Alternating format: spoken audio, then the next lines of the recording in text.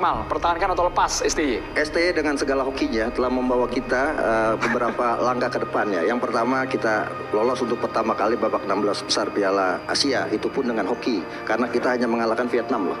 Kita kalah dari Irak, kita kalah dari Jepang. Hokinya adalah Oman bermain seri dengan Kyrgyzstan. Kita runner up Piala AFF U23 juga dengan hokinya Sintayong. Kita kalah 1-2 dari Malaysia, kita kemudian menang 1-0 lawan Timor Leste. Sayangnya sebelah Kamboja melawan Myanmar seri, kita lolos semifinal. Kemudian juga kita lolos semifinal Piala Asia U23 sebagai debutan untuk pertama kali dengan juga hoki STY. STY ini di Indonesia punya hoki yang luar biasa gitu kan. Jadi apakah kemudian STY ini harus out? Bukan hoki Caraka. Makanya andalannya hoki Caraka. Enggak, kan? Bukan. Maka itu kemudian di jersey namanya Caraka, tidak pakai hoki karena hokinya punya Pak Sintayong gitu. Jadi sekarang masyarakat ini terbelah, ada STY selalu tetap yakin, ada STY selalu tidak yakin. Gitu. Diulang bang, bagian itu? Iya, Pelan-pelan, ada Bang. masyarakat STY. sekarang terbelah antara STY selalu tetap yakin dengan STY selalu tidak yakin. Kalau Anda Indonesia merindukan juara. Tapi kalau komunikasi lagi Bang Ege, boleh dicek. Sintayong ngomong, tolong turunkan ekspektasi. Jadi dalam konteks sepak bola, tim nasional Indonesia seumur umur sejak 96 lah kita batasi, sejak Piala AFF, Unandar yang ke final, mau Peter Witt, mau Ivan Kolev, mau Riedel, nggak pernah tuh ada pelatih tim nasional yang ngomong ke media, turunkan ekspektasi kalian gitu. Nggak usah pelatih tim nasional ngatur publik, suruh turunkan ekspektasi yang levelnya Asia Tenggara pula. Pelatih tim nasional konsen pada peningkatan kualitas tim nasional. Boleh nggak? Boleh. Cuma pelatihnya sendiri ngomong begitu. Dan yang pertama kalau cek jejak digital, target pertama finalis loh. Terakhir aja baru oleh ketum seperti direvisi jadi semifinal. Ah cukup. Kalau dia ngelolosin kita ke Piala Dunia, menurut lo dia tetap dipertahankan di Piala Dunianya apa enggak? Enggak. Pas Piala Dunia harus ganti. Kalau kita mau perform di Piala Dunia, gue bilang harus ganti. Walaupun dia ngelolosin ujungnya. Iya. Mungkin banyak dari kalian yang berpikir bahwa Coach Justin di sini sangat tiba-tiba berubah. Awalnya mendukung STY, sekarang kok tiba-tiba out. Menurut gue ini tidak tiba-tiba, karena ini adalah akumulasi dari beberapa kejadian yang membuat Coach ini kepercayaan dengan STY-nya mengikis. Ya awalnya kalau menurut gue paling parah itu ya dari lawan China. Dan itu pun gue juga kehilangan beberapa persentase kepercayaan gue terhadap STY karena lawan China itu menurut gue benar-benar blunder yang sangat sangat parah.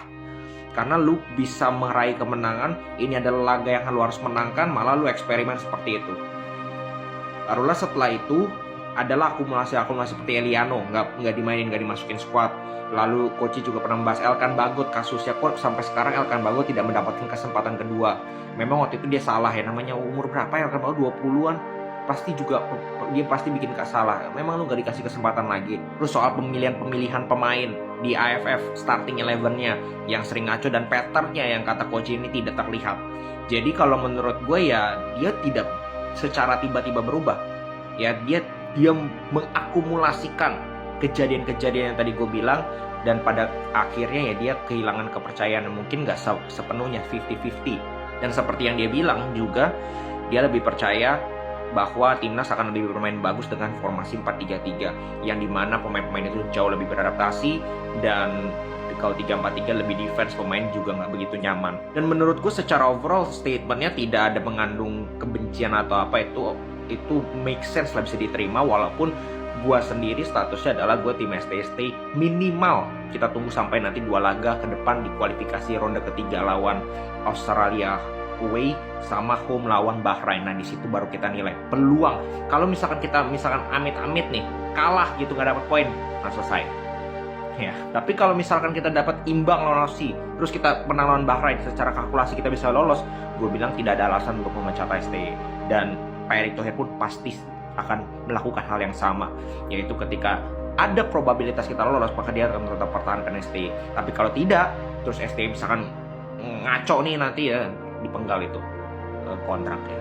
Oke, jadi jangan memprovokasi lah ya, segitu. Sopan, kenapa gak bisa kita kritik secara sopan? Ya kan? Kecuali memang yang kita inginkan adalah timnas kita hancur, kita kembali lagi ke kondisi yang pada saat itu dimain di kandang sendiri aja kita bisa dibantai. masa kegelapan. Nah, masa kegelapan, mau kita balik ke itu lagi? Atau kita balik lagi ke masa di mana kita di-ban oleh FIFA? Mau? Kita gak menikmati lagi sepak bola kita? Kalau ada orang-orang seperti itu, saya pikir mereka lah pengkhianat terbesar. Dan mereka yang seharusnya out ya. Mereka yang seharusnya out. Jadi saya harapkan jangan ada siapapun orang itu yang coba untuk menggiring opini di sosial media kita. Seolah-olah membuat kubu. Kalau bisa, berikan penjelasan dari semua angle. Seperti yang saya berikan sekarang. Sintayong ada kesulitan, para pemain juga sulit. Ketua umum juga wajar, harus memonitor. Karena biar bagaimanapun juga, dia juga ingin agar timnas ini minimal lolos. Jangankan ketua umum PSSI, saya juga inginnya menang lawan Laos dan juga lawan Filipina. Jadi bagi saya memang saya kecewa timnas gak bisa lolos dari fase grup. Tapi saya tidak emosi. Kalau biasa kan itu saya marah-marah tuh buat konten, ya kan kesal. Tapi saya gak emosi karena dari awal saya memang sudah menurunkan ekspektasi saya. Sama seperti yang Sintayong katakan di awal, dan saya pikir gak salah juga dia katakan seperti itu. Karena memang kan tim yang dimainkan di Piala AFF ini kan untuk regenerasi. Itu yang kita baca beritanya di mana-mana, betul kan? Bukan artinya saya yang buat, bukan Anda yang buat. Di mana-mana memang ditulis, ini tim adalah untuk regenerasi, menyiapkan tim untuk SEA Games tahun depan dan kualifikasi Piala Asia U23. Jadi memang perlulah pemain-pemain yang muda. Tapi kan pada saat memang pemain-pemain yang muda ini sulit perform, ya saya pikir kita juga perlu memaklumi. Karena mayoritas ya para pemain muda ya sulit perform, perlu kita memaklumi. Karena kan jam terbang mereka di level senior ini minim ya. Bahkan Ferrari seberapa banyak sih bermain bagi timnas kita di kualifikasi Piala Dunia? Ya kan? Coba cek aja dulu. Ya kan? Kalau Marcelino ya itu lain cerita, seharusnya Marcelino perform.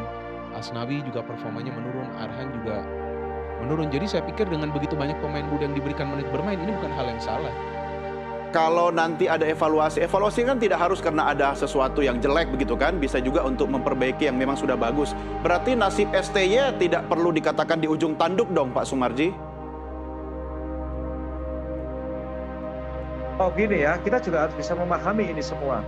Pertama, kaitannya dengan kalau kita mau menyalahkan STY ya, menyalahkan STY, meminta pertanggungjawaban STY berkaitan dengan dikatakan banyak yang pro kontra STY out dan lain sebagainya. Saya yang ada di tim jujur mengatakan tidak tepat, salah sasaran. Kenapa? Karena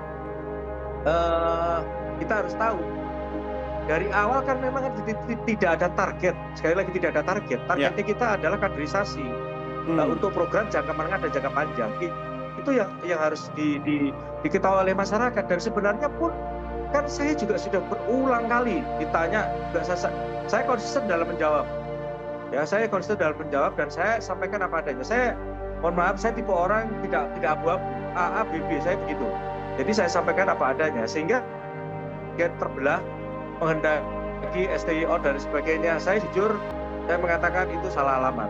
Karena memang tidak tepat. Terkecuali kalau STY pada saat kualifikasi berikutnya Piala Dunia tidak berhasil, silahkan saja. Tapi kalau saat sekarang ini AFF ini dijadikan sasaran antara supaya STY out, itu salah sasaran, sangat salah. Saya sudah katakan, saya sampaikan kepada beberapa teman-teman yang nanya ke saya jawab apa adanya. Itu salah sasaran, bukan begitu gitu. Jadi yang benar evaluasi itu kan evaluasi permainan, evaluasi taktik, evaluasi pemanggilan pemain dan lain-lain. Ya betul, itu yang kita lakukan dan Pak Ketua Umum sudah menyampaikan itu kepada saya dan kita akan lakukan evaluasi itu. Tetapi bukan evaluasi dalam rangka STY out, tidak. Salah itu.